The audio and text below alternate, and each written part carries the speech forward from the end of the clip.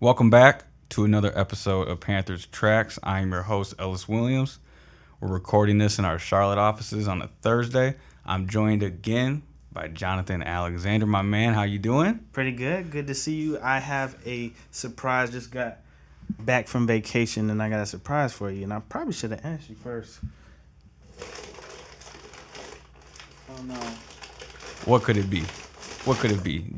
Are you a wine drinker? Oh man, I'm any kind of drinker. Look at this. This is a real surprise. I had no idea, man. I promise these are clean. Oh man, my G, look at this. So we're gonna talk Panthers and sip wine. We're talking Panthers and sipping wine. This is the surprise I was waiting for, man. I appreciate that. I promise these are clean. Oh, out of nowhere. Ooh, beautiful, beautiful. They're gonna be mad at me because we'll get that right. We'll get that right. Yeah. This is the After Hours Panthers Tracks podcast, man. We're coming at you right, like I said, on a Thursday. Jonathon Alexander bringing the goods in. My man, I appreciate it. But I have a feeling you brought this for some reason, man. And I know you've put it on Twitter already, but if you could tell the world, tell the listeners what's going on. And cheers to you, G. Cheers. Yeah, I brought this because it is my last week at the Observer. And I put it on Twitter. A lot of y'all probably saw it, but if you didn't, I recently took another job at the Houston Chronicle that I'm going to start in July 11th. And I figured I wouldn't get in trouble since it's my last week. What are they going to do? Yeah, I guess I'm sticking around. So I guess sticking around, but just blame it on me. Right. But yeah. So after 2 years, I started in July 2020. After 2 years, I'm moving on. It wasn't so much a Charlotte Observer decision as it was a life decision. So I felt like after thinking, I wasn't ever thinking about leaving the Charlotte Observer, but the opportunity came up, and I started weighing some things about where I was in life, and I decided to make the decision. And Charlotte's always gonna be my home. Parents still here, can always come back at some point, but I just felt like this was the right move, and I'm very appreciative to everybody, like I mentioned on Twitter, to all the people who read me. This is one of the funnest beats I've ever had. Just the interaction with fans. Thank you to the athletes, to the coaches, to the front office members, to all the sources. I appreciate your candidness and being able, in your trust. I appreciate Ellis for being a great beat partner, somebody who's supportive. Elena, my first beat partner, same thing. Matt Stevens, my editor. Scott Fowler, who's been a big influence. Langston Wirtz, Rye Boone. Rest in peace to Rick Bonnell, who was here earlier, who was a big influence on me. And everybody who played a part in my career. So thank you so much. I'll miss you guys. I know some of you guys are going to follow me on Twitter. That's protocol, but, I understand. And I felt all the love that you all gave me, so thank you. Yeah, man. And quickly, I just want to say, I purposely didn't say nothing on Twitter because I was hoping we would have this moment to sit here, and I just wanted to give thanks in the flesh, right? I've been so lucky and fortunate to work with you, even though through this short time, man, I learned a lot just observing you, sharing the road with you, man, sharing press boxes with you in these press rooms. It was a lot of fun doing this with you for really, we'll call it a full year, right? Like we got half the season and then a full off season, right? So there's so much that happens in this league, and I've been very fortunate to first cover the Cleveland Browns and work with Mary Kay Cabot, a grinder in every sense of the word, and I saw a lot of her in you, man. I appreciate that. You are a hell of a worker, a grinder. You have every angle of this beat covered, and we got big shoes to fill here, but I'm looking forward to the challenge, man, and I know you're going to go on and keep doing your thing and to bigger and better things, and H-Town got a real one, man, so cheers. I appreciate that. That means a lot. I always remember the Arizona trip. That was my favorite trip. I'll spare the details, but it was an excellent trip. It was also Cam Newton's first game back, so the game was eventful good too, weekend, so, right? Eventful weekend. So I always, take that memory with me. But thank you, man. I appreciate it. It means a lot. That's love, and we're gonna transition here to a little final segment for Jonathon. I want to hold him accountable for something he won't have to worry about a few months from now. We're going to go through and pick the Panthers' regular season record, win-loss, week 1 through week 18. We're going to get J.A. on the record for how he thinks it's going to shake out. But first, before we do that, this is like a choose-your-own adventure thing, right? Like when we were a kid and you go get the kids menu and you had to before you started anything, you had to pick your first character or something. Yeah. Before we go through these games, Jonathan, I'm going to need you to pick the quarterback that is starting week 1 for the Carolina Panthers. I'm going to give you Sam Darnold, Baker Mayfield, or Jimmy Garoppolo as options. Feel free to bring in a fourth, but I have a feeling you won't. Yeah. Pick your quarterback and tell me why. And I'm glad you asked me that question because the record will depend on who the Panthers have at quarterback. So I know that there are factors involved, other teams. I do think that the Panthers, by week 1, will have Baker Mayfield at quarterback. And I'm not saying that because I have any knowledge that is a close deal. The knowledge that I do have is that, they're interested. So, of course, those factors are how much Cleveland would be willing to take. Cleveland has their own bargains. So, but I think that right now it makes the most sense that the Panthers go after Baker Mayfield, given the concerns that they have for Jimmy Garoppolo. And me and you both know about those concerns. Yep. So, yeah, I'm going to say Baker Mayfield. All right. Now, before we get going, one preface, I'm wondering just what you think about the chances of Matt Corral playing this year for any reason besides injury now that you have picked Baker Mayfield as your week 1 starter. Yeah, if Baker Mayfield is the week 1 starter, unless he just by chance has like a terrible, outing, which I don't think he would. I think he'd be okay enough that would, allow the Panthers, which they want to do. They want to sit Matt Corral and allow him to develop and not rush him out onto the field. I don't think if Baker Mayfield's a quarterback, I don't think Matt Corral would play. I think there would be more high probability he wouldn't play versus he would. Yep, that makes a lot of sense. All right, let's get right to it then. We got week 1. This is what schedule makers wanted, right? You give the Carolina Panthers Baker Mayfield. They give you the Cleveland Browns week 1. Probably no Deshaun Watson in that game. Are the Panthers going to win their home opener?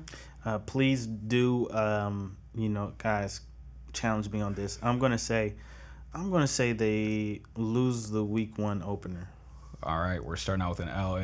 And one thing I thought that was interesting what Jonathan said about the whole Matt Corral situation, he said, unless Baker just, goes on this streak of playing poorly, yada, yada, we're going to see if we get some L's lining up here because when you start stringing together some of those L's, quarterback change and maybe some other changes could be looming. So we're already at 1, all right? Yeah. So week 1 is a loss to the Cleveland Browns. Week 2, they're traveling to New York for a game they played last year against the New York Giants. Ugly one. I think it was like 26-3. No, every year's different. In New York, Panthers at Giants. Who you got? I do think this one's going to be different. I think Panthers win this one. I think they'll be better. Like I mentioned, earlier, we mentioned maybe on earlier podcasts, I think the Panthers are going to be better this year than they were in previous years. I mean, they upgraded, their offensive line, which was the reason why they struggled. They also had injuries. Those guys are healthy now. If they remain healthy, I think they'll be absolutely better. If they get hurt, it'd be a different story. But I think the weaknesses they had last year aren't so much weaknesses this year. So why wouldn't they be better? So I do think they beat the Giants. Okay, that makes a lot of sense. Up next, week 3, in the first of a 3-game homestand, we got Carolina hosting the New Orleans Saints. Under the radar note here about this game with all the Deshaun Watson news going on. I saw a Pro Football Talk tweet about this a few days ago. Alvin Kamara quietly preparing for a 6-game suspension if that happens based on a altercation arrest that he had early this summer, I believe, early in the offseason. If that happens, he will not be available, most likely will not be available for that week 3 game. Carolina hosting the Saints. Who you got? I don't think the Saints are great, and without Alvin Kamara, they're even worse. I do think the Panthers and the Saints will split, and I think this one makes sense. Just like last year, I think the Panthers win this game. Yep. All right, just like last year, week 4, they're facing the Arizona Cardinals, but this time in Carolina, another schedule blessing from the NFL heavens. No DeAndre Hopkins in this game, who is dealing with the substance abuse violation of his own. So week 1, no Deshaun Watson. Week 3, no Alvin Kamara. Week 4, no DeAndre Hopkins. Is that enough for Carolina to contain Kyler Murray and the Cardinals? Panthers just getting some blessings here, aren't Right? they? But you know what the thing is, and I believe in this stuff. For some reason, Matt Rule just owns Cliff Kingsbury. Yeah. Dating back to his college days. He won last year, and I think they won in 2020 if they played. I think they played in 2022 also. Yeah. So I think the Panthers win again. They start 3-1. It's exactly it. We got a 3-1 Panthers team. I would love to have like the division standings up here or something, just try to really play this out. But we're limited to pencil and paper here, so we're gonna keep it rolling. Yeah. Week 5, they're 2-0 on this homestand. Are they gonna make it 3-0 hosting the San Francisco 49ers? No, well, I guess it depends on who's quarterback and if Jimmy G is quarterback and he's healthy. I think 49ers win that. If Trey Lance is the quarterback, I don't know how he's going to be. But you know what? I think the 49ers had the pedigree, so I say the 49ers win. Okay. A lot of unknown with that 49ers team this year. Mm-hmm. You just don't know what Trey Lance. And then Deebo Samuel too. If he's gone, I'd switch my pick. But I'm just going to say for now, the 49ers have a pretty good defense too, so I'm just going to stay for 49ers. Yeah, we're making you do this in late June, so we're going to hold you to it. It's like drafting a fantasy football team right now, right? Like, hey, man, injuries aside, we'll figure it out later. All right, man. Homestand is over. The Carolina Panthers are 3-2 currently, according to Jonathon Alexander, as they head to Los Angeles to face the defending Super Bowl champion Los Angeles Rams. Matthew Stafford, Cooper Kupp, Allen Robertson. I forgot they got him this year.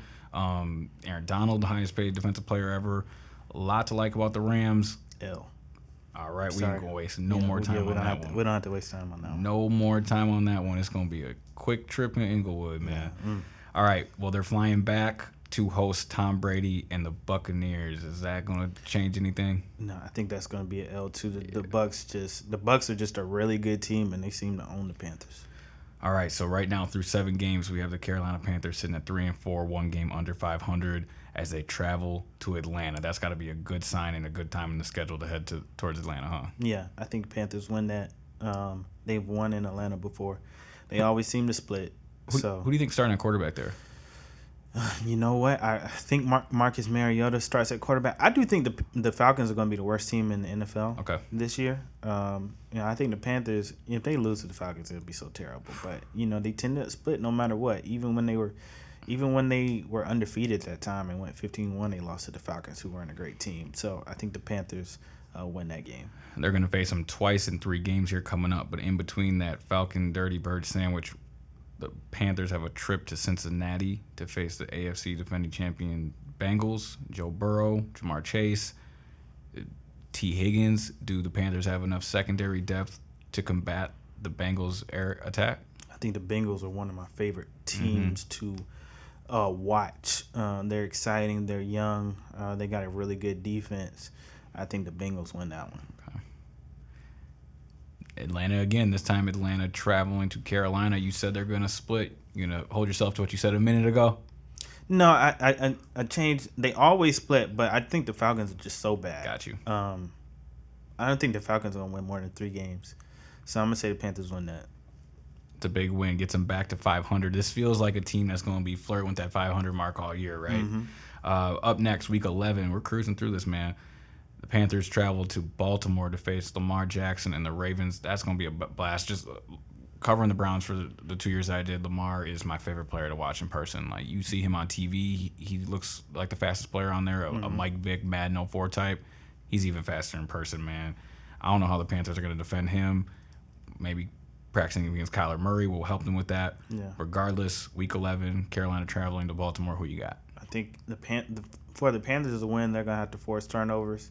I think they can win, but Lamar Jackson is just such a great player. He's gonna be I don't think he's gotten his contract yet, so he's playing in a contract year. I think he's going to ball out this year. The Ravens are good. I think they lose that one. Yeah, that's a tough one. I mean, you go from a team like the Bengals, who the Panthers are kind of built to defend against, right? Like, they got this corners to at least try to keep up. That's going to really test their run defense, an area they struggled a year ago. And I think I'm going to side with you on that one. That's just a tough matchup. Up next, Carolina hosting the Let's Ride Denver Broncos and Russell Wilson. Sierra in town, probably. Who you got there? Denver's going to be good, too. Yeah, they're going to be much improved. I like Russell Wilson with the Broncos because the Broncos were, good with Teddy Bridgewater, who's we know is just an average quarterback. Based off what we saw with him with the Carolina Panthers, I think he takes the Broncos to another level, makes them a really good team. I think the Broncos win that one. All right, man. Panthers 2 games below 500, now where they want to be, but they get the bye week, so they can't take an L there, right? Coming off that, they've got a long trip to Seattle to face the Russell Wilson-less Seahawks. Is it Drew Lock? Is it Geno Smith? Could it be Jimmy Garoppolo there? Maybe Baker Mayfield's there, which would alter our entire pick your adventure. Regardless, Panthers at Seattle. How do you think that one turns out? I think Panthers are going to be – I think Seattle's going to be one of the worst teams in football too. I think Panthers win that one. All right, we're getting closer to that 500 mark. Speaking of a team looking for an identity, they're going to be hosting – Carolina's going to be hosting the Pittsburgh Steelers. Probably Kenny Pickett starting by then. We're into mid-December now with it being week 15. Maybe Mr. Trubisky holds on. Who knows? Tough to know what kind of offense you're going to get out of Pittsburgh. The defense is still there. T.J. Watt, Micah Fitzpatrick. That Pittsburgh-style defense will never fade, but the offense is quite the mystery. With Carolina hosting Pittsburgh in December, who do you think takes that one? So it'll be a true test for Ikem Ekwonu if he's in fact starting at left tackle. I do think the Panthers will win that one. Okay, right back to that 500 mark, and this is the point of the calendar where we're watching Sunday Night Football and the In the Hunt graphic comes up, right? And you're going to see the Panthers right there at 7-7. And depending what the NFC does, that might be enough to really be contending for one of those last 2 wildcard spots. As we go down this last stretch, Week 16, the Detroit Lions come to Carolina. This looks like a gimme. Is it? I think the Lions were an inspired team last year, even though they only won 2 games, I believe. But I do think they still have a ways to go. I think that's a win. If the Panthers start winning, they get a little confidence. I think they win that game. All right, man. 1 game above 500. This is shaping out real nice. But you got 2 tough division games to end the year, just like the league likes to do it. Past few seasons, these games haven't mattered as much. If the Panthers are 8-7 going into week 17 and 18, these games will matter very much. First up at Tampa Bay, Tom Brady, maybe his last time facing the Panthers. Who you got in that one? Okay, so a couple of things could happen, right? The Buccaneers could be so far in advance, locked up number 1 seed. Interesting. That they say, let's sit somebody. They usually don't do it on the second to last game, but you never know. Yeah, you never know. I think that I still think the Bucs are a team that's going to beat the Panthers. It's tough to get those 2 beatdowns from last year out of my head, man. Yeah. There were 2 completely different teams out there, like a varsity and a JV, man. Yeah, and that's no disrespect. It's just what I saw. Yeah, both of them. Yeah, man. So I think the Panthers lose that one. Yeah. All right, man. Season finale, week 18. Much like last year, late in the year, Carolina headed to New Orleans. This game, clearly with the record that Jonathon has for them so far, being 8-8, will matter a lot for Carolina. Not sure how much it'll matter for the Saints. These teams could be in similar spots. What do you think about that Week 18 matchup? So the Panthers could be battling for that playoff spot. I think 2 games are a toss-up. The Ravens and this last game. Yeah. And I think if the Panthers are on the edge of playoffs and might be about to make the playoffs, I think they win. If they're not, and the Saints are also battling for something, I think they lose. So you know what? I'm going to say that the Panthers win and finish 9-8. 9-8 just looks so much better than 8-9. Yeah. It looks strange altogether, don't get me wrong, but it looks a lot better. So at 9-8, and I know we don't have the whole NFL, NFC mapped out, but you think that's enough for Carolina Panthers to finally make the playoffs? I don't think that the NFC is as strong as the AFC. So yes, I do think 9-8 will be good enough to make, or they'll be tied with a lot of teams and the tiebreaker wins it. So I'd have to look at which NFC teams they won. So yeah, I think that could be good enough to make the playoffs. Look at that, y'all. In his final Panthers Tracks podcast, Jonathon Alexander blessed y'all with the Panthers making the playoffs with Baker Mayfield at the helm. Whew. I think Panther fans would just love to fast forward to this reality, right? Like, let's just get to January and call this good and call you Nostradamus. Yeah, I really don't think it's going to be as bad as a lot of people are playing it out to be. I think the Panthers were in a bad situation last year with the injuries, and Sam Darnold struggled, lost his confidence. They didn't have an offensive line, and at that point, they couldn't have an offensive line, or they couldn't really pay the top guys. They've improved the offensive line. Perhaps Christian McCaffrey stays healthy. Can't get hurt 3 years in a row, right? He's their best player. They missed him tremendously. They'll get a little bit of an upgrade at quarterback. I think they're a better team. That's what's up. All right, there you have it. Jonathon Alexander's way too early Panthers predictions, but we don't have a choice because this is the last time we're going to have them. Of course, you're always welcome on the podcast that you helped build, the Panthers Track podcast. My man, any parting thoughts, anything you want to empty out of the notebook, anything else you want to say before we get out of here? Again, I just wanted to say thank you. It's been a pleasure, just to ride with you all, for you all rating me. It was so heartfelt to read those messages again, and I'm so appreciative. And I'm gonna be talking about Charlotte sports, man. I pay attention. It's my hometown, so I'm gonna be talking. We're gonna be talking. So yeah, I'm not gonna go away. What do you think the Hornets should give up for KD? But give up everything except LaMelo. Everything. You gotta get him. Empty the clip. Man. Got to. All right, man. Well, again, I appreciate you. I'm so glad we're able to do this. For myself and Jonathon Alexander, I'm signing off from a Panthers Track podcast. Let me click glass with you one more time, man. Yes, sir. Cheers. Appreciate you, G. Yeah. And we're going to finish this off air. Until next time, take care, y'all.